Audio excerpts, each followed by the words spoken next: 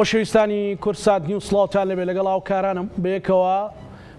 بەرنامەیەکی تایبەتی پانۆراماتان پێشکەشەکەین. ئەمانەوێت گفتوگۆ بکەین لەسەرەوەی کە ڕۆڵی عێراق لە ناوچەکە لە چ ئاستێکدایە و دۆخی ناوخۆی عێراق لە چ ئاستێکدایە و عێراق بەرەو کوێ هەنگاو دەنێت و بەڕاستی پرسیار بکەین لەبارەی ئەوەی کە ناوە ئێمە لە تەلەڤیزۆن و لە دیدارە تەلەڤیزۆنەکان گوێبیستیەوە بین کە کێشە لە نێوان هەرێمی کوردستان و بەغدا بە تایبەت لەسەر مەسەلەی کێشەی دارایی هەیە. بە ناوە وەفدی جۆرا و جۆر دێتە هەرێمی کوردستان، وەفدی هەرێمی کوردستان دەچێتە بەغدا. ئایا کێشەکان سیاسین یان کێشەی تەکنیکین یان کێشەی دەستورین؟ هەرێمی کوردستان و بەغدا لە چ ڕوێکەوە مامەڵە لەگەڵ یەکتردا دەکەن؟ کاریگەری ململانەی ئیقلیمی و ململانەی ناوچەکە چیە بەسەر عێراقەوە؟ ئایا ڕنگ دەداتەوە بەسەر هەرێمی کوردستانەوە؟ هەمووانە گفتوگۆکەین لەگەڵ بەڕێز هاوڕێ تۆفیق شارەزای یاسایی و دەستوری. سپاس بۆ جەنابشت، خۆشحاڵم. سپاس کاگاوڕێ، سپاس بۆ دیارە تایبەت و دەرفەت. من نەمەوێت لەگەڵ بەڕێستا کەمێک قوڵتر و ورتر بڕۆینە ناو کێشەکان بۆی بەرچاوی هاوڵاتیان و بینەرانی خۆمان ڕوون بکەینەوە. سەرتامەوێت پرسیاری ئەوە بکەم کە ئێستا عێراق لەکوێی ئەو مەعادلە ئیقلیمی هەیە؟ ئایا خۆی جەمسەرێکە یان خۆی لە بەرەیەکایە؟ بێگومان بەهۆی کۆتایی پێهاتنی جەنجی تیرۆر، مەبەستم جەنجی بەرێ، جەنجی جەبهەیە، ئێوازانن چەتەکانی داعش و گروپە تێرۆریستیەکان بە ئیرادەی سوپای عێراق، بە ئیرادەی هێزی پێشمەرگەی کوردستان، بە ئیرادەی دا و دەستگاکان تێک و پێک شکێنران و لە ناوبران. ئێستا بوونیان تەنها بوونیی پارتیزانی و لە هەندێک شوێن چالاکی بچوک بچوک ئەنجامەدەن، بەڵام جەنگ ئەو جەنگە فراوانی کە هەبوو کۆتایی پێهاتووە. ئێستا عێراق لە قۆناغی بوژانە و ئاوەدانکاریایە. ئەوانەی کە بۆ گەشت بۆ میوانداری ئەڕۆنە شارەکان ئەبینن کە هەڵمەتیشی فراوانی ئاوەدانکردنەوە، دروستکردنی پرد و ڕێگاوبان و نەخۆشخانە و بیناو و ئەمە چانسی بۆ کۆمپانیەکانی ناوچەکە دروست کردووە. کۆمپانیای تورکی، ئێرانی، کۆمپانیای وڵاتانی ئاسیا، ئەوروپا بە لێشاو هاتوون بۆ عێراق وایانەوێت بەشدار بن لە پرۆسەی ئاوەدانکردنەوە و ئەم پرۆسەی ئاوەدانکردنەوەیە کە شوهەوایەکی بازرگانی وای خوڵقانەوە کە جوڵەیەکی بازرگانی ناوخۆی بەهێز پیا بووە و ژانەوەیەکی ئابووری پیا بووە. بە تایبەتی دووشت ڕوویداوە. یەکەم تا ڕادەیەک نرخی نەوت بەرز بۆتەوە لەم 2 ساڵەیە. ڕاستە لەم چەند ڕۆژەی ڕابردوو کەمێک نرخی نەوت دابەزی، بەڵام بە شێوەیەشی گشتی لە نێوان 70 بۆ 80 دۆلار، تەنانەت لە 6 مانگی پێشووتر نزیک بووە لە 82 دۆلاریش. ئەمە وای کردووە کە غەزێنی عێراق پڕ بێ، دەوڵەمەند بێ و لە لایەکی تر ڕێژەی بەرهێنانی نەوت لە عێراق زۆر زیایی کردووە. بە تایبەتی کەرتی و بەرهێنانی گازی سروشتی کە عێراق ناچار بوو لە وڵاتانی دراوسێی بکڕێ بەپێی ئەو پلانەی کە هەیە و کە ئێستا بەردەوام گەشەی پێدەن لە 2 ساڵی داهاتوو عێراق پێویستی بەوە نییە گازی سروشتی لە هیچ شوێنێ بکڕێ. کەواتە خاڵی بەهێز ئێستا لە عێراقا ئەو خاڵە ئابووریەیە کە ئابووریەکەی بژاوەتەوە، ئاوەدانکاری و هەڵمەت دەستی پێ کردووە و ئەمە بەرژەوەندی بۆ کۆمپانیا و بۆ وڵاتانی دەوروبەر پیا کردووە کە بەشدار بن. کەواتە ئێستا بەڕێز بڵێ لەو نوقتە بەقووەتەوە ئەتوانین بڵێن عێراق جەمسەرە یان هێشتا لەگەڵ جەمسەری؟ لە ڕاستیە ئەتوانین بڵێن ئێستا عێراق لە قۆناغی بژانەوە، ئەوەی پێڵێن بە عەرەبی ئینتیعاش، جاران لە قۆناغی جەنگ و ئابڵوقە و ئاڵۆزی بوو، تەنانەت کە بە خەڵکە دەوت وەرە بۆ عێراقی وەرە بۆ بەغا ترسێکی لێنیشت، لە ڕاوشەیەکی لێنیش، بەڵکو ئێستا بابەتەکە پێچەوانە بۆتەوە. زۆربەی زۆری کۆمپانیا و بازرگان و خەڵکەکەیانێ بڕۆن چالاکی بکەن، بژانەوە بکەن، بەشدار بن لەو بازاڕە گەورەی کە دروست بووە کە بازاڕی ئاوەدانکردنەوەی. ئەمە پێگەی بۆ عێراق دروست کردو. دووەم لەباری دیبلۆماسی شەواگەر تێبینیم کە ئێستا عێراق کرانەوەیشی توش بووە، هەر بەهۆی ئەو ئەمن و ئیستقراری کە بەدەستی هێناوە. زۆربەی وڵاتان سەرکردەکانیان، سەرۆکەکانیان سەردانی عێراقەکان، لووتکەی وڵاتانی عەرەبی لە عێراق ئەنجامەدرێت، جارێکی تر ئەمجارە سەرێ عێراقا ئەبینین جۆرێک لە جموجۆڵی دیبلۆماسی، ترافیکی دیبلۆماسی لەسەر بەغا پیا بووە. ئەمەش ڕۆڵێکی تری بە عێراق بەشیوە. لەلایەکی تر لە ململانی دوو جەمسەرە گەورەکەی ئەمریکا و خۆرئاوا لە بەرامبەر جەمسەری وڵاتانی کۆماری ئیسلامی ئێرانە، عێراق تا ڕادەیەک هاوسەنگی خۆی پاراستووە، پارێزگاری لەو پەیوەندیە نایابە کردووە کە لەگەڵ ئێران هەیەی و لە هەمان کاتە هەوڵیاوە هاوسەنگیش لەگەڵ ئەمریکا بپارێزێ بۆ دووهۆ. ئێوازان کە بە پێی بڕیاری ئەنجومەنی ئاسایشی نێودەوڵەتی عێراق کە نەوتە فرۆشێ پارەی نەوتەکە ڕاستەوخۆ نادرێت بە عێراق بەڵکو بێ بخرێتە ناو بانکێکەوە لە ئەمریکا بۆ دوو هۆی یەکەم بۆ ئەوەی عێراق ئەگەر قەرزی شوێنێ قەرزارە نەتوانرێت پارەکەی لێ ببرێ بۆ جێڕانەوەی قەرز ئەمە پارێز بەندیە هۆی دووەم بۆی بەهای دیناری عێراق بەڵێ بەهای دیناری عێراقی بپارێزێ چکە ئەگەر وانە بۆ ئێستا بەهای دیناری عێراقی ئێجگار وێرانە بوو ئەوە بینین لیرەی تووشی چی بەسەر هاتووە زۆربەی زۆری دراوەکانی تەنانەت ئەو وڵاتە ئابووری پێشکەوتوەکانیش بەهای پارەکان زۆر دابەزیوە بەهای دیناری عێراقی زۆر دانەبەزیوە ڕاستە لەوەی کە $100 لە 135ەوە ئێستا بۆ بە 150 148 لە ڕاستی ئەمە ڕێژەیەشی کەمە بۆیە ئەم دوو هۆیە بینیم بوو بەهۆی ئەوەی کە عێراق هەم هاوسەنگی خۆی بپارێزێ لەگەڵ ئەمریکا هەم هاوسەنگی خۆشی بپارێزێ لەگەڵ ئەمریکا جۆرێک لە دەوڵەتەکەی وەکو لایەنە دەوڵەتەکەی و دارایی و تقریبان بڵین ئابوووریەکەشی بەرەو بژانەوەیە لایەنە سیاسەکەی مەسەلەن ئێمە بینیمان لە خۆپشاندانەکانەوە بۆ دروستبوونی هەڵبژاریان هەنگاونان بۆ هەڵبژارنی پێشڕۆختە بۆ دروستبوونی حکوومەتە بۆ چوونە دەرەوەی بەڕێز مقتەدا سەدر بۆ دەرەوەی نەک ساحە سیاسەکە ساحە حکومڕانێک و هەتا سیاسەکەش وەڵای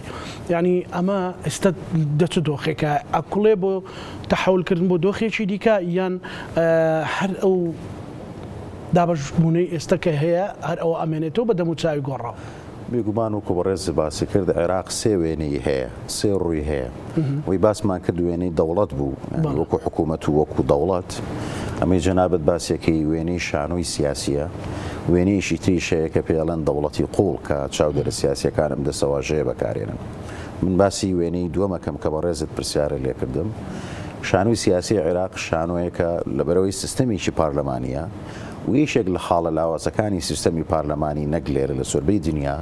بەوەی ئەوەی کە بەرژەوەندی جیاواز لە نێوان حیزبەکانە هەیە ژیانی پەرلەمانی ئاڵۆزە بێت و بە تایبەت لەبەرەوەی لە عێراقا پێشینەیەکی دموکراسیش نییە ژیانی پەرلەمانی لە عێراقا بە ئاڵۆزی و بەریەکەوتن و ڕکەبەرایەتی ینی میراتێک کە لە پورێکی دموکراسی و پارلەمانیمان نییە یعنی ڕەنگە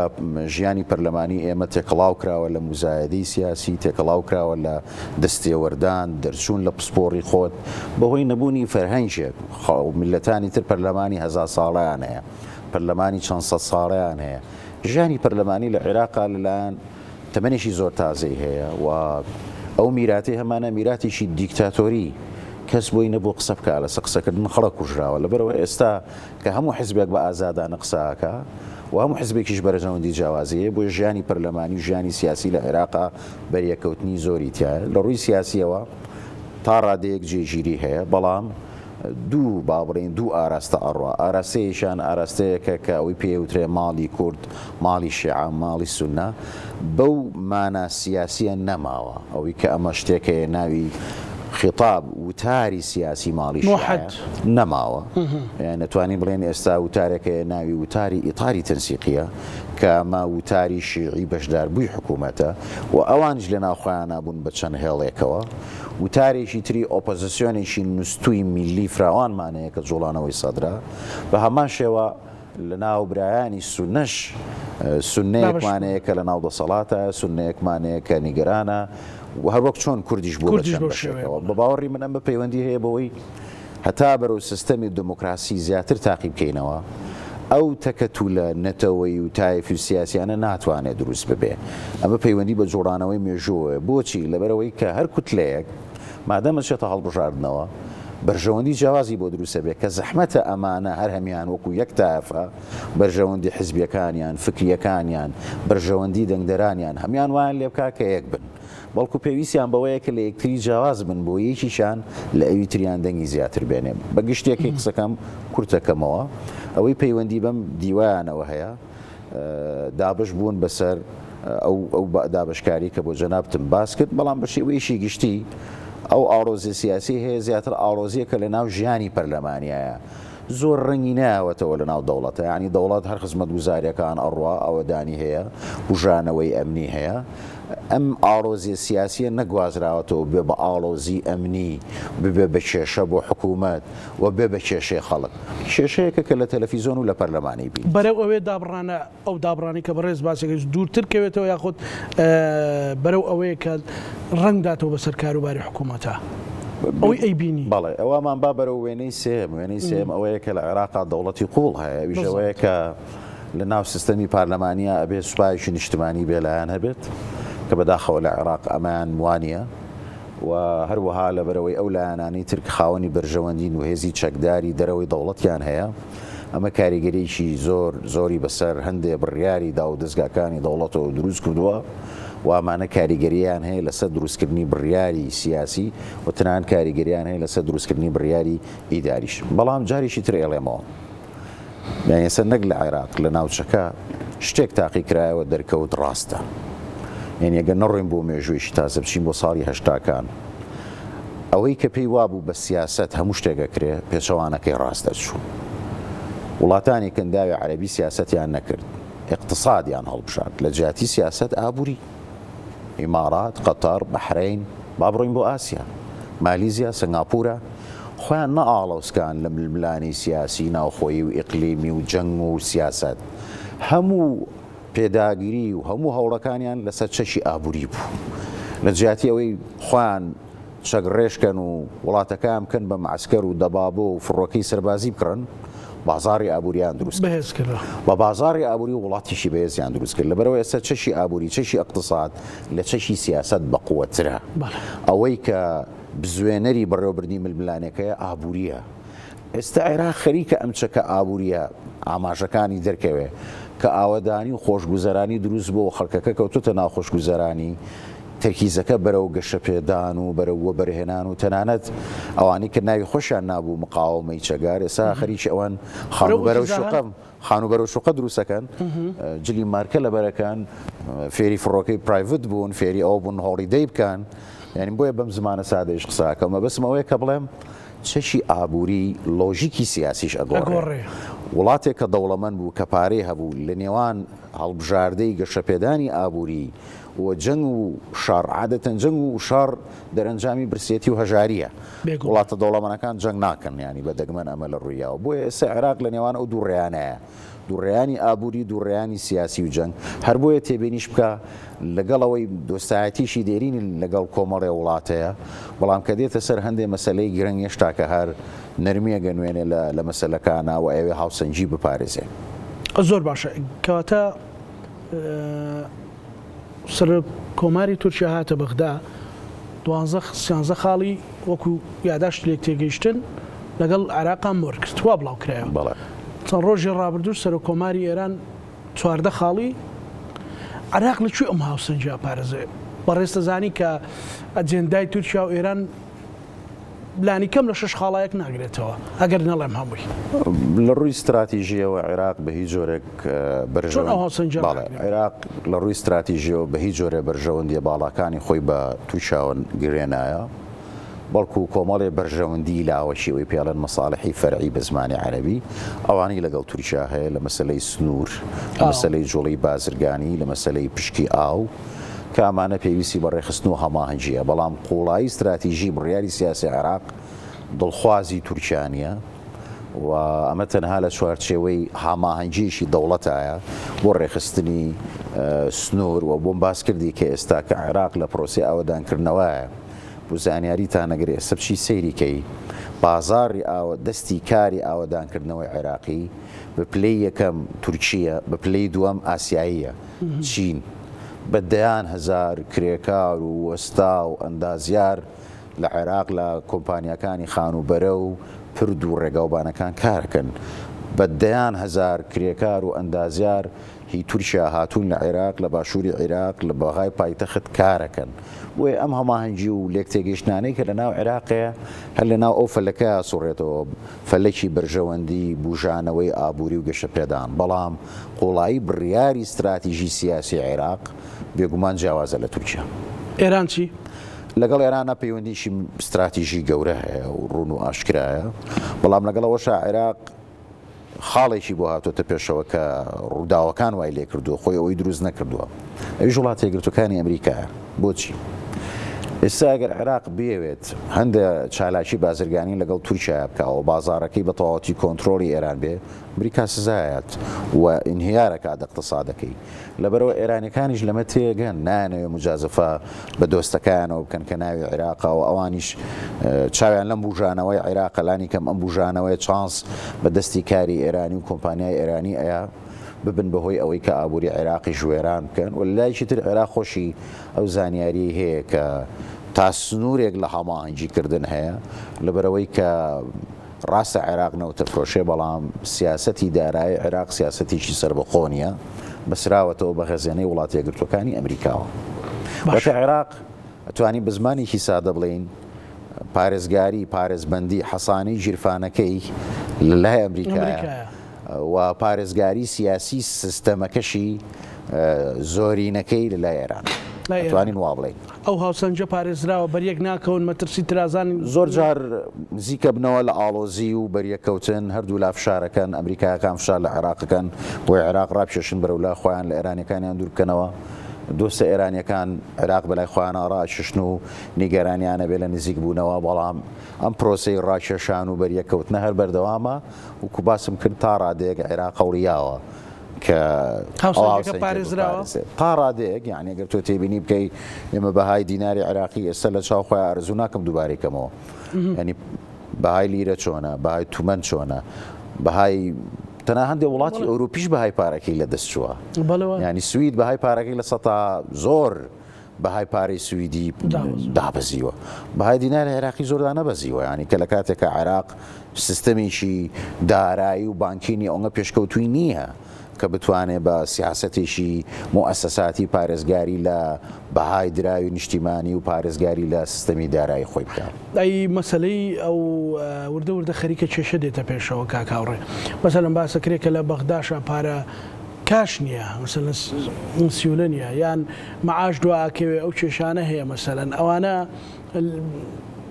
ترسن دروستکردنی ترسە ئەو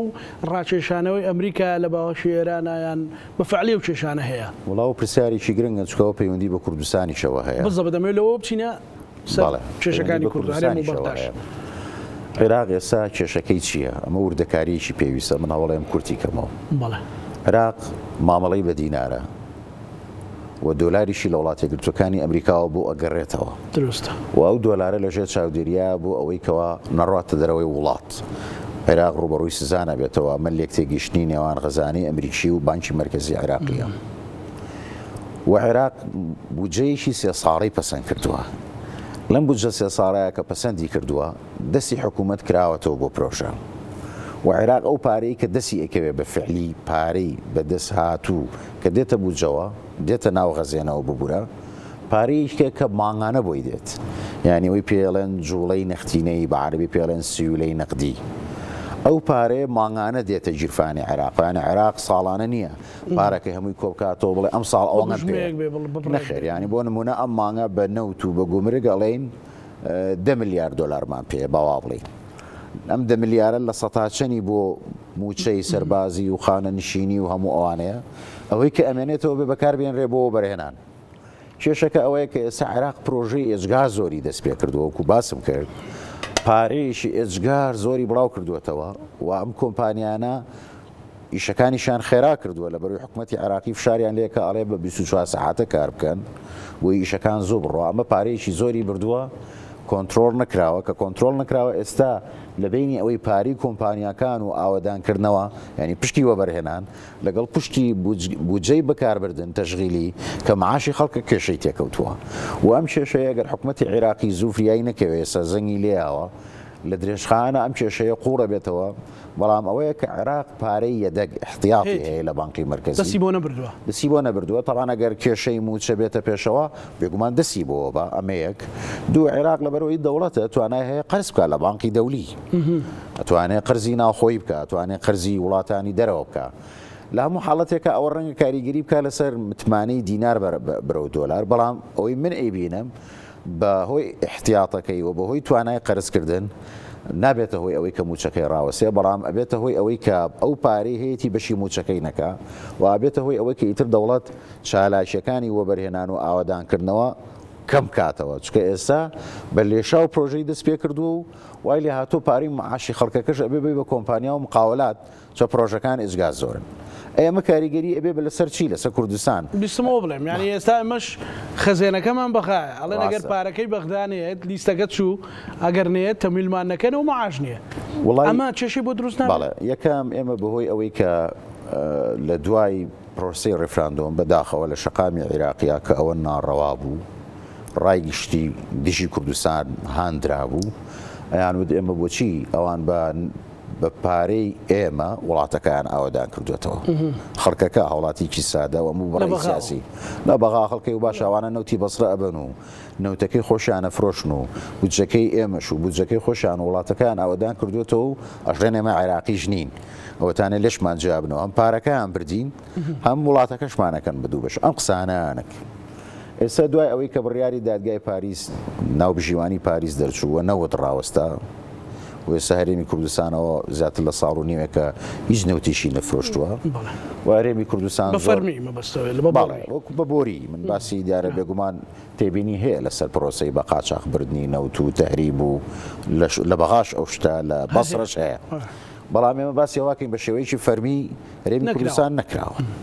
و هەرێمی کوردستان پێشووتر هیچ پابندیشی بەرامبەر بە فیدراڵ جێبەجێ ناکە ئێستا لە 150 داهاتی ناو خۆدا حاڵە سنووریەکان بەسراونەتەوە بە سیستەمی ئەلکترۆنی ینی هەماهەنگی لەگەڵ حکوومەتی فیدراڵ زۆر کرد ئەم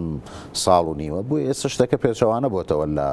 ڕایگشتی بەعکسەوە تەعاتوفێ دروست بووە کە خەڵک لە کوردستان سزادراوە موچەی نییە مامۆسایەک فەرمانبەرێک خانەنشینێک بۆچی باجی هەڵی سیاسی بە بۆچی ئەبێ شەشەی سیاسی میلەتێک ئاڵۆقە بدرێ بابەتەکە پێچەوانە بۆتەوە هاوسۆزیەکەیە کە خەڵکی کوردستان حەقی موچەی هەیە ئەگەر ئەمانێ ئەوانە خەڵکی عێراقن دەستور هەیە مافی خۆیانە و پشکی خۆیانە بۆیە ئێمە ئێستا کێشەکەمان لەو ڕۆوەکو پرەنسیب حەل بووە وەکو پرەنسیب ئێمە مافی بوجەمانەیە و بڕیاری دەدگای فیدراڵیش دەرچووە بەڵام وردەکاری هەیە وردەکاریەکە بە باوەڕی من پەیوەندی بە دێڕێکەوەیە عێراق هێواش بەرەو دەوڵەتداری ئەڕۆ من ناڵێم عێراق بۆ بە ئەوروپا و بۆ بە سویسرا و کوردستانیش بۆ بەوە نە بەڵام دادگای فیدراڵی هەیە پەرلەمان هەیە سەرۆکاتی کۆمارێ حکومەت هەیە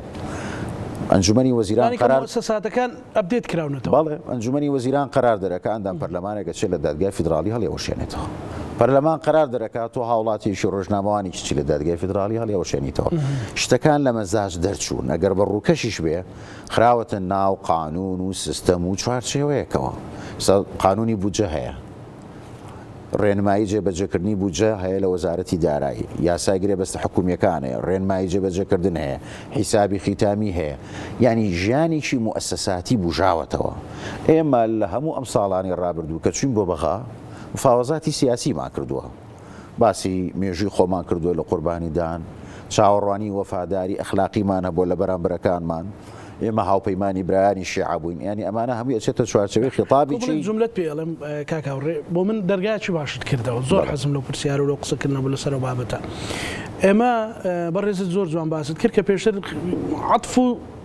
عەتفە چۆتە ناو سیاست وانە باسی تاریخ و ئەمانەیە ئێستا کە باسەکرێ ئەڵێن نەخێر ئەوێ ئێمە سزا بدەن ئەقلیەتێکی شۆڤێنی لە بەغداوە هەیە چاوی بە هەرێمی کوردستان هەڵنایە ئەوێ خەڵکی کوردستان برسیکە حتا ئەخیر جملەی سەرۆکی حکومەت لەگەڵ شان دەکەڵێ نابێ خەڵکی کوردستان برسی بکرێت لە پێناو ئەجەندای سیاسی ئەجەنداکە زاڵە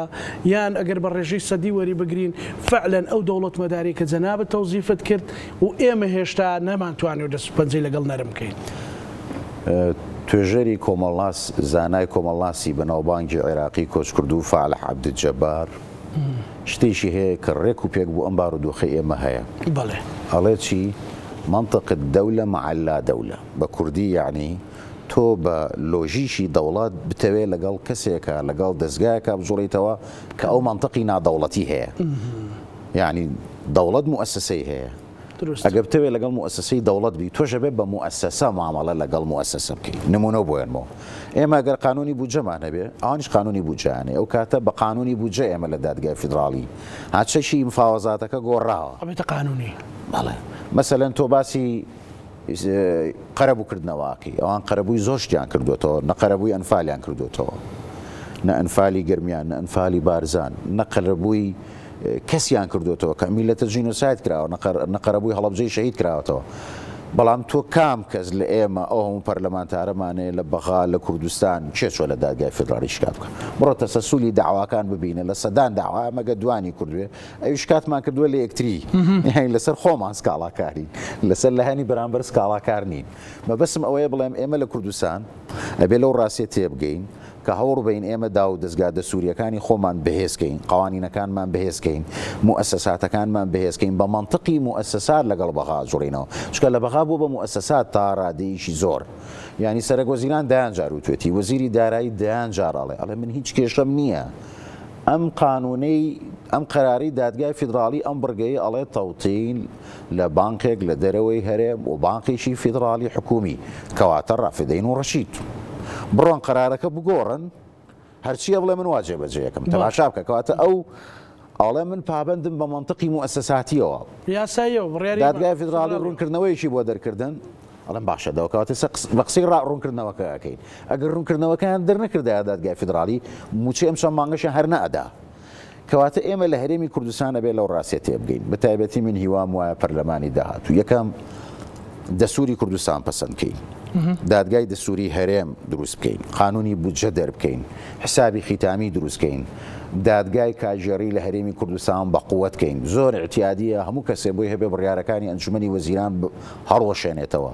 زۆر اعتیادیە بەڕێز سەرۆکی حکوومەت قانونی پەرلەمان لە دادگا هەڵوەشێنێتەوە ئەمە ژیانی دەسووری ئێستا سێریکە سەرۆک وەزیران فلان مادەی قانونی پەرلەمانی هەڵوەشانەوە سەرۆکی پەرلەمان فلان قەراری هەڵوەشانەوە ئەمە ڕقوچینەی سیاسی نییە ئەمە دروستکردنی ژیانی دامەزراوەی ئەمەیە دوو ئەبێ ئەو ڕاستیەش بڵین خۆڕەگەسپەرستی لە هەموو شوێنەکەر هەیە یعنی لە وڵاتانی پێشکەوتوی ئەوروپەش هەیە بە دڵنیاییەوە ئێمە بەڕەخمی ئەو بارودۆخە خراپەی کوردستان پێ تێپەڕیوە ئێمە هێشتاکە لە زۆر ناوچەی عێراق ئاوەدانترین هەتا ئەم دقەیە بەڵام ئەو هەڵمەتی ئاوەدانی ئەوان دەشیان کردووە باوەڕم وایە لە یەک ساڵی داهاتوو پێش ئێمە ئەکەون چکە ئەوان دەوڵەت و پارێکی زۆریشیان پێەوە ئاسایشیش هەیە بۆیە من دووپات یەکەمەوە تاکە چەککە بە دەستمانەوە بێ لەگەڵ بەغایە لەگەڵ دۆستەکانمانە قسەی پێ بکەین چەشی قانون چەشی دەستور چەشی موسساتیە و دۆستەکانیش ماوناومان پێڵێن ینی ئەمریکایەکان زۆر پشگیری لە کوردستانەکەن تەنانەت سەرۆک وەزیران کە چوو بۆ کۆشکی سپی یەکەم جار بوو کۆشکی سپی سەرۆک وەزیرانی فیدراڵەڵێ بەیاننامەیەشیان دەرکرد دەربارەی سەردانەکەی بەڕێز سوودانی بەیاننامەکە شەش حەو خاڵی تایبەت بوو بە کوردستان بە ڕوونی بە ئاشکرایی کە ئەمە یەکەم جارە کۆشکی سپی لە ئەمریکاوە بە ناوی حکومەتی ئەمریکاوە ئەوەنگە بایەخ بە حکومەتی هەرێم و کوردستان باکە کێشەی بودجە چارەسەر بکەن ئەبێ مەعاشی خەڵک بدرێ بە شێوەی ڕوون و ئاشکرایی سەرۆک وەزیران لەگەڵ ئەمریکایەکان وت من کێشەکە ئەوە نییە من بم من ئەمەوێ هەموو شتێ چارەسەر کەم قانونی بودجەمان هەیە پەرلەمانمان هەیە دادگای فیدراڵیمان هەیە هاسیرکە ژیانێک سوڕێکی دەستوری دروست بووە بۆیە من هیوادارم سەرکردایەتی سیاسی لە کوردستان و هەروە حکوومەتی هەرێم بە هەموو دا و دەستگاکانیەوە تێبگەین لەوەی کە مستەوای مفاوەزاتکردنمان گۆڕاوە وەکو لە سەرەتاوتم ئێستا بە منطقی دەوڵەت ئەبێ لەگەڵ دەوڵەتا بجوڵینەوە ئەو دەسووری هەیە تۆشە بێ دەسوورێک بۆ خۆ بنووسی ئەو دادگای فیدراڵی تۆشە بێ دادگای فیدراڵی دادگای هەرێمی کوردستانی خۆتە بێ ئەو کاتە تۆ قەوارەکەت بەهێزە بێ بەڵام ئێمە تەنها بە دروشمی سیاسی و بە سۆزی سیاسی و چاوەڕوانی ئەخلاقی و وەفاداریمان هەبێت لە ڕاستیە ئەمە زۆر یارمەتیمان نایە بۆ چارەسەرکردنی کێشەکان جگە لەو ڕێگەی دیکە هەیە مەسەلەن زۆر جارە ئەوترێکە بە ئەم مانگەش مەسەلەن قایمەی موچە لە لوعبەیەک پێ بکە یاریەکی پێکرێ بۆی دۆخی عێراق شڵەژێ و ئێمە کەوینەوە سەرسکەی خۆمان لە ڕاستی استفادە لەو یاریانە هیچ جۆرە ئێمە بە پێچەوانەوە بێدان بە شتێکا بنی ئێمە ڕام وایە لە کورتخایانە زەرەرمانە یعنی ڕەنگە هەندێک خەڵک موچەکەی ببڕێ ئەوەی دوو معاشی هەیە سێ معاشی هەیە ئەوەی پلەی تایبەتە موچەکەی کەمەکە بەڵام لە درێژخایانە قازانجەکەین بۆچی لە درێژخایانە ئیتر ئێمە قەلەقیمان ناوێت سیستەمی موچە و ڕێکارە دارایەکانمان وەکو فیدراڵی لێت حەسانەیەکی غەزێنەی فیدراڵیمان بۆ دروستە بێت بەڕاستی یعنی من باسم کرد وتم ئەگەر ئەوان ئێستا ئەو کێشەی کە بەڕێزە باسێکە کە چەند گەورە بۆ مەسەلەی نەختینەی پارە کە لە بانقەکانەکەم بۆ تۆ بەڵام ئەو زیاتر لە وایە نزیکە بێتەوە لە 200 میلیارد دۆلار احتیاطی نەقدی هەیە ئەتوانێت لە بانقیشی گەورەی عالەمی و قەرزەکە 10 میلیارد قەرزەکە 20 میلیارد قەرزەکە لەبەرەوە ئەو کێشەیە بوو ئەو ئەوەنگە گەورە نیە چکە ئەو دەوڵەتە عێراق وڵاتێکە کە هەموو ڕۆژێ نزیکەی 5 ملیۆن نەوت بەس بەرمیل بەرهەمەهێنەیە بۆیە ئەم شێشەیە گەر ئێمە گیرفانی خۆمان بەسینەوە بە گیرفانی فیدراڵەوە قازانجی ئەومان هەیە کە بەردەوام بین قازانجی ئەومان هەیە کە ئێمە بەو گیرفانە وڵاتەکەی خۆمان ببوشێنینەوە سیستەم دروستکەین ئاوەدانی دروستکەین چکابێ ئاگاری خاڵێک بین لە 2 ساڵی داهاتوو گاپێک دۆڵێک لە نێوانمانە دروستە بێ ئەوان زۆر ئاوەدان بەرەوە چین یعنی ئێستا من ئەوەی بینم لە بەغای پایتەخت ئەچی بۆ هەر شوێنێک هەڵکەنراوە جادێ پردە پرۆژەی سەکەنیە مۆڵە دەیان مۆڕی گەورە گەورە دەیان کۆمپانیای گەورەی ئیماراتی مصری تورکی خەریکی پرۆژەن ئەمە لە 3 ساڵی داهاتووە لە بینی ئێمە ئەوانە شتەکە پێچەوانایە بێتەوە چۆن لەم ساڵانی ڕابردوو ئێمە زۆر ئاوەدان و گەشە کردو بووین شتەکە عکسە بێتەوە ئەوان زۆر گەشاکەن کە دیارە بێگومان لە هەر شوێنێکا گەشەکردن هەبێ مرۆڤ پێی خۆشە نەک لە وڵاتەکەی خۆی ئەگەر گەشەکردن لە وڵاتی دراوسەکەشتا هەبێ بۆ تۆ باشە تۆ لەکوێ دراوسی وڵاتیشی دەوڵەمەند بی لەکوێ پایتەختەکەت لە ناو وڵاتەکەی خۆتا دەوڵەمەند و گەشە کردو بێ لەکوێ هەژار و دواکەوتوو بێ بەڵام ئەمە بۆ ئەوەیە کە بڵێم ئێمە ئەبێ لە کوردستان لەو ڕاستیە تێبگەین بەستنەوەمان بە گیرفانی فیدراالیەوە کەمکردنەوەی شکۆی قوارێ هەرێمی کوردستانی هەرێمی کوردستان بەڕاستی شکۆی پارێزراوە بە پێچەوانەوە ئەو قسانەی کە ئەڵێ لە ماوەی ڕابردوو زۆر هەبوو پیلان ژێڕی هەیە دژی قوارەی هەرێم و ئاڵێ قوارەی هەرێم نێڵنەوە هەمی پڕوپاکەندە بوو هیچ ئەسڵ و ئەساسیشی نەبوو پینە و پەڕۆیە هیچ استفادەی لێ ئێمە تێگەیشتین کە بەوە هیچمان پێ ناکرێت ئێستا هاتوونێتەوە گەڕاوین تۆ سەر ئەسڵەکە ئەوەی ئەبێ لەگەڵ دەسوور و قانونا بگونجین زۆر زەحمەتە قواری هەرێم لە ناوە بە پرسنەتواتەکانمان ئەباتە دو ئەگەر لەگەڵ پێچەوانەوە ئێمە بەوە بەهێزە بین ئەنی ئێمە ئەگەر وڵاتەکەمان ئاوەدان کەینەوە کە ئێستا خۆی ئاوەدانیشی تایە بەڵام ئێمە ئێستا قەیرانیشی داراییمانەیە کە خەڵک موچەی پێنیە ژیانی پێنیە جوڵی بازرگانی ڕاوەستاوە ئەمە بێتە سەبەبی ئەوەی کە ئێمە زۆر زیاتر لە ئەوان گەشە بکەین و بەهێزتر ببین چونکە خەڵکەکەی ئێمە ژیانی مەدەنی لە هەرێمی کوردستان فراوانترە ئێمە ئەزمونێکی زیاترمان لە ژیانی ئێمە لە ساڵی 90ەوە ئازاد بووین ینی مێژووی ئازادبوونی ئێمە لە دیکتاتۆریەت زیاترە جگەلەوە ئێمە میلەتێکین کە لە بە سەدان ساڵە خەونی ئەومانە بووە کە قوارەیەکی نیشتیمانی خۆمانە بێ بە هەموو سەرنج و تێبینیەکەوە کوردێک نادۆزیتەوە کە دڵی بە فیدراالیەت و دڵی بە حکومەتی هەرێم و دڵی بە نیشتیمانەکەی خۆی خۆش نەبێت تەنانەت ئەوەی کە ڕقیشی هەیە و هاواری ژەکا و تووڕەشە بەڵام بێگومان دڵسۆزیشی نیشتیمان و خاک و گەلەکەی خۆیەتی ئەو جملانەی ئەو تایتڵانەی پێشتر ئیشمان لەسرە کرد هیچی تردادی هەرێمی کوردستان دێ ماڵوێنەوە کۆتایی پێ تۆ ئێمە ئێستا لە قۆراغێکت بیرخەمەوە کاگەڕۆ خۆ پیاوێکی باگای و کەساتێکی وردی لە مۆزوعەکانە مەسەلەن کاڵێ هەرێمەوێت قوارەی هەرێم نەمێنێ و خۆت جەنابەت ئاماژت پێکرد ئەوان دژی میلەتی کوردن عەقڵێتیشی شۆڤێنی ناو حکومڕانیە هەیە مەسەلەی ئەوەی کە جارێکی دیکە نانەوێ هەرێم خاڵ بێتە خاوەنی دامەزراوە کۆمەڵی خەڵک عێراقچێتیەکەن جملانی کە هەموو کوردێک لەبەریەتی بێگومان ئەمانە چەندی ڕاستیایە مام شتێکت پێ بڵم یەکەم ئەم پرسیارە ئەمان بابەر و پرسیارێکی تر من مۆڵەت لە تۆ خوازم فەرموو پرسیارەکە ئەوەیە ئێمە بژاردەمان لە بەردەستایە ئەگەر بژاردەمان لە بەردەستایە ئەمە با بڵێن عێراق بەم ڕەفتارە لەگەڵمان ناجوڵێتەوە بژاردەی دووەمانەیە بژاردەی سێم لە ڕاستی ئەمە هیچ بژاردەیەکمان نییە ئێمە بژاردەی خۆمان تاقی کردەوە تیا سەرکەوتوو نەبووین دیارە هۆکاری زۆرە هۆکاری نێودەوڵەتی هەرێمی ناوخۆی ئێمە ئێستا جگە لە بژاردەی ئەوەی لە ناو قەواری ئەم دەوڵەتی عێراقا کە ئێستا وڵاتەکە دەوڵەمەنە خێروبێرێکی زۆری تیا بە پێچەوانەوە لۆژیک وامان پێڵێ کە لەم قۆناغی دەوڵەمەنی دەوڵەتی عێراقا کە هیچ وەختێک بەقەدەر ئێستا دەوڵەمەند نەبووە جەنگ تەواو بووە ئەمریکا پارێزگاری لە پارەکەیەکە ئێران پارێزگاری لە قوارە سیاسیەکەیەکە دەستا و دەستکردنی دەسەڵات هەیە نرخی نەوت تا ڕادەیەکی زۆر باشە ئەوە بەروبەرهێنانی گازی سروشی شەڕۆین باشە ئێمە لەوەتی عێراق جەنگ و برسێتی بۆ ئێمە هەر هاوبەش بووین ئێستا کە پرۆسەی ئاوەدانکردنەوە هەیە بۆ ئێمە بەشدار نەبین بابەتەکە ئەوە نییە کە ئێمە دەستبەرداری مافە دەستوری و نەتەوەی و مێژوویەکانی خاک و وڵاتەکەی خۆمان نەبین قسەکە لەسەر ئەوەیە کە ئێمە ئێستا وم پێم وایە حکومەتی هەرێم لەوەی ئەوەی تێپەڕانووە یعنی سە لەگەڵ ئەو بژاردەیە ئازۆڵێتەوە بە بەڵگەی ئەوەی کە هەموو هەفتەیەک وەفدی حکومەتی هەرێم لە بەغایە ئەوە وەفدێکی باڵای حکومەتی عێراقی هاتن کە لوعبە بێ و کات کوشتن بێ حکومەتی هەرێم هەر شتێک هەر هێزێکی سیاسی جگە لەم بژاردەیەشی کە تاقی بکاتەوە بە باوەڕی من کارەساتیشی گەوری یەکەم بەسەر خۆیێنێ دووەم بەسەر خەڵکی کوردستانایێنێ ئەمە چکە تاقی کرایەوە ئەمە پەیوەندی نییە بەوەی کە ئێمە لێکدانەوەی بۆ بکەین بینیمان من دوو پات یەکەمەوە عێراق ئێستا دەوڵەمەنە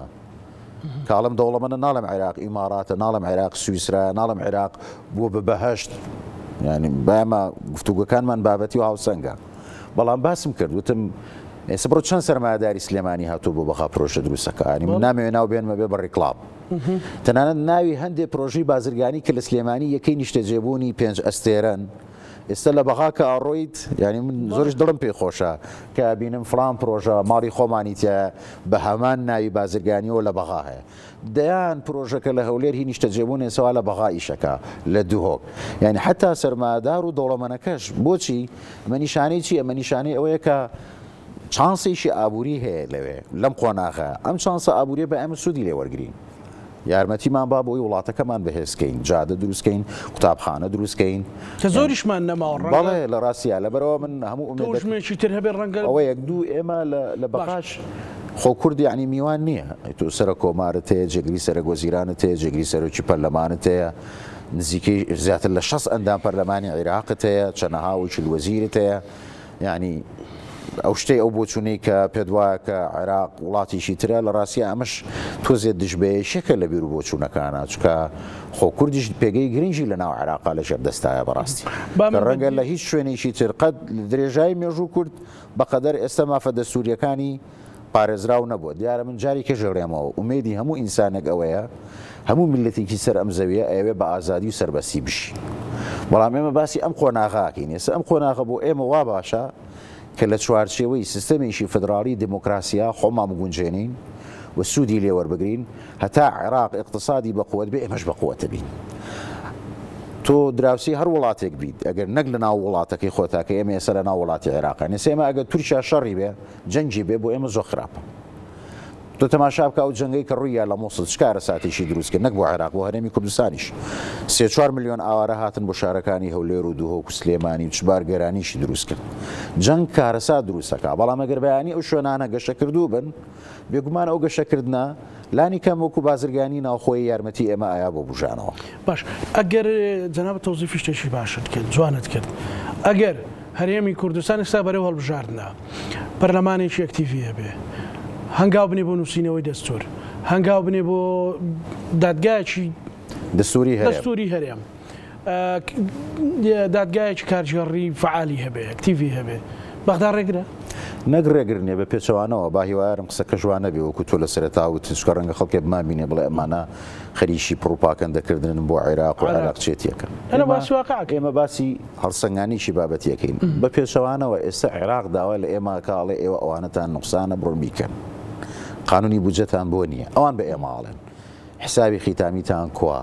ڕێنمایەکانی جێبەجێکە ئێستا و تێبینایی لەسەر فەرمانبەران هەیەنە لەسەر چی هەیەنە قانونەکەی پێڵەن قانونی میلاک ئەم قانونە پەیوەندی هەیە بە وردەکاریشی هوەری و یاسایی لەسەر فەرمانبەر ناوی هەیە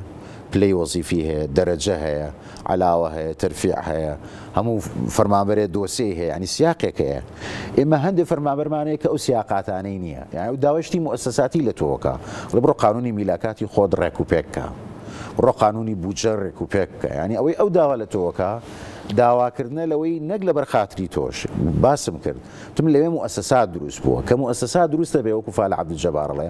دەوڵەت لەگەڵ دەوڵەتە تەعامولەکە منطقی دەوڵەت لەگەڵ منطقی دەوڵەتە یعنی ئەگەر ئێستا سەرۆکوەزیرانی فیدراڵ وەزیری دارایی زۆر باسی ئەم وەزیرەی ئێستاکرێت ئێمە پێشووتر وەزیری دارایی ڕۆڕەیشی کوردستان بووە کاک دکتۆر فواد وەزیری دارایی بووە کاک وشار زێباری وەزیری دارایی بووە باشە یعنی ئێمە گومانمان هەیە لەوەی کە کاک دکتۆر فواد و کاک وشار زێباری نانویست بێ بودجە بۆ حکومەتی ئێران بنێرن کە سەرۆکی حکومەتەکە سەر بە حیزبەکەی خۆی بووە بێگومان سوێتی بەڵام بۆ لەبەرەوەی قانون هەیە تەنانەت ئەگەر ئێستا وەزیرێکی کوردیش بێ بە سەرۆکی حکومەتی عێراقی ناتوانێت بودجە بۆ تۆ بنێت قانون هەیە ئەندام پەرلەمانێک چێت لە دادگای فیدراڵی شکاتی لێکە بڕیارەکەی پێڵەوە شێنێتەوە دادگای فیدراڵی نیە پەرلەمان کۆ بێتەوە موسسات دروست بووە ئەو موسساتانە کەس بچووکە کاتەوە ئەگەر هەرێم هەبێ لە هەرێم نابێ پێچەوانەوە ئەو موسساتی هیچ حەزبێک من نمونەوە بۆیان مۆسا دادگای فیدراڵی بە ناچاری ئەو دۆسیانە ئەبینێ لەسەر هەرێم یعنی ئەگەر ئێستا تۆ بۆ نمونە هەندێک دۆسی هەیە کە پەیوەندی بە هەرێمەوەیە تۆ بڕۆی شکات بکەی بڵێ ئەم قانونەی پەرلەمانی کوردستان دژی دەسوورە ئەگەر تۆ دادگای دەسووری هەرێمە هەبێ و دەسووری خۆ پەسەند کرد بێت دادگای فیدراڵی ئەڵێ ئەمە لە پسپۆڕی ئێمە نییە لە پسپۆڕی دادگای دەسووری هەرێمە ئێستا بە ناچاری ئەیبینێ لە بەرەوەی تۆ ئەوەت نییە یعنی هیچ نەک هیچ ئاراستەیەک نییە دژی ئەوە بێ بەڵکو ئاراستەکە فشاری بۆ هێناوینەوە بڕۆ مؤسسات دروستکە یعنی وای لێ هاتووە یعنی ئێستا زۆر جار بۆ ئاگاری و فشاری سیاسی زۆر کراوە کە یارمەتی چارەسەرکردنی موچەبن ڕووی سیاسیەوە دۆستەکانی کورد برایانی شیعە هەموو لای هەوریاوە جەنابی سەرۆک کۆمار سەرۆکی حکومەت هاتووە سەرۆکی هەرێم هاتووە جەنابی کاقوبات هاتووە دۆستە ئێرانیەکان هاتوونەتە سەرخات لە هەموو لایەکە لۆبی کراوە بەڵام ئەڵێن ئێمە قانون و دەستور و سیستەممانەیە ئێمە ناتوانین لە دەرەوەی ئەم ژیانە دەستوری و قانونی ئەم شتەکان بە بڕیاری سیاسی بگۆڕین پێویستی بە گۆڕینی قانونە پێویستی بە گۆڕینی کۆمەڵە ڕێکار هەیە بۆ ئێمە دوو پاتێکەمەوە ئێمە لەم هەڵبژاردنەی داهاتووی پەرلەمانی کوردستانە لە کاتێکی ئاڵتونیایە لەبەرەوەی کەوا ئێمە ئەتوانین ناوی لێ بن دەرفەت لە بەردەم ئەپدێتکردنەوەی هەرێمی کوردستان زێڕین بەرەو ژیانی دەستوری هەرێم توانین ئاوای ناو بنین ژیانی دەستوری یعنی ژیانی موسسات توانین شتێکی تر بڵین لە خۆگۆڕین لە عەقڵێتێکی بەڕێوەبردنی نازانێ بەرەو عەقڵێتێکی بەڕێوەبردنی دەستوری ئێمە کاڵی موسسات یعنی مەزاجی ئەفراد کەمە بێتەوە بزەبەت ویستمەوە بڵێ ئێمە بۆ نمونە ئێستا زۆربەی شتەکانمان بەسۆتەوە بە شتی عاتفی و ئەخلاقیەوە من دووپاتێکەمەوە گەلی کوردستان قوربانی زۆریاوە ئێمە ما کوردین پێویست ناکا باسی بکەین بەڵام ئێمە مەداتمان نایە بڕین ئەوە هەزار شەهید و قوربانیمان ناوە بە مەموچە وەرمگرین هەموو موچەی دنیامان بەنێ ناکاتە ئەو مێژووی کە بەسەر ئێمە هاتووە و کورد لە عێراقی شاکە ئەو قوربانی یاوە خۆ قوربانی کورد قوربانی نەبووە لە پێناوی موچەیە لە پێناوی مافی دەسووری و مافی نەتەوەیی بووە بەڵام ئێمە ناتوانین بەم چیرۆکە لەگەڵ دەوڵەتێکا کە دەستوری هەیە ئێمە بەمە خیتابی لەگەڵا بکەین ئەمە تەواو بووە ئەمە نەک بۆ کورد بۆ شیعەش تەواو بووە بۆ سونەش تەواو بووە ئەبێت تۆ خۆ بخەیتە ناو چوارچێوەی قانونەوە ئەبێت تۆ خۆ بخەیتە ناو چوارچێوەی دەستورەوە ئەبێ ئەنجومەنی وەزیران ئەنجومەنێکی وەزیرانی فعلی بێ سەیری قەراراتی ئەنجومەنی وەزیرانی فیدراڵکە بڕگەی یەکەم ڕەزامەندی درا بە تەرخانکردنیەوە پارە بۆ فڵان پرۆژە ڕەزامەندی درا بە وەزیری پەروەردە کە لە ڕێکارەکانی گرێبەستی حکومی ببەخشرێ بە شێوەی ئیسtisنا فڵان گرێبەستی چاپکردنی ئەنی هەمووی بڕگەیە هەر یەکێک لەو بڕگانە خەڵکە چه سکاڵای لەسەرەکە پەرلەمانتار هاوڵاتی یعنی ژیانێک دروست بووە کە هەموو کەسێک هەست دەکا بەشدارە و ئاساییشە یعنی هەستیاری نییە بڵێ وڵا ئەگەر بڕگەیەکی ئەنجومەنی وەزیران هەڵبۆشێتەوە سەرک وەزیران یا ئەنجومەنی وەزیران نیگەران نانەخێر دووپاتیش یەکەمەوە ئەمەش نیشانەی ئەوە نییە کە بڵێن ئێمە ئێستا لە سوئیسراشین بێگومان عێراق هێشتا کە چاڵێنج و کێشەی زۆری هەیە بەڵام ئەوەی زۆر گرنگە دروستکردنەوەی ئەو ژیانە دەستوریەیە و هەرێمی کوردستان هیچ بژاردەیەشی لە بەردەمانە ماوە جگە لە بژاردەی دەستور و موسسات و عەقڵێتی موسسات ئەم ماوەیە هەڵبژاردنەکە پڕۆپاگەندەی هەڵبژاردن و کامپەینی هەڵبژاردن بێگومان گەرمە بێت بەڵام من هیوادارم بەرهەمی ئەو مانووبوونە ئەوە بێ کە حکوومەتێکی دەستوری نیشتمانی موسساتی لە کوردستان دروست بێت زۆر سوپاس بۆ بەڕێز هاوڕێ تۆفیق شارەزای یاسایی و دەستوری سوپاس بۆ دیدارە بینەرانی خۆشەویست بە هیوای ئەوەین کە تەوزیفی هەموو ئەو بابەتانەمان کرد بێ کە ئێوە بە دوای ئەگەڕێن لەسەر پرسی کێشەکانی نێوان هەرێم و بەغدا و سەرجەم کێشەکانی دیکەی عێراق و ئایندەی عێراق و لانی کەم بڵین ئێستای عێراق لەگەڵ هاوکارانم بێکەوە پانۆرامەمان پێشکەشکردن و مولایەکتانەمانەتی خوای گەورە بخواتانەکە.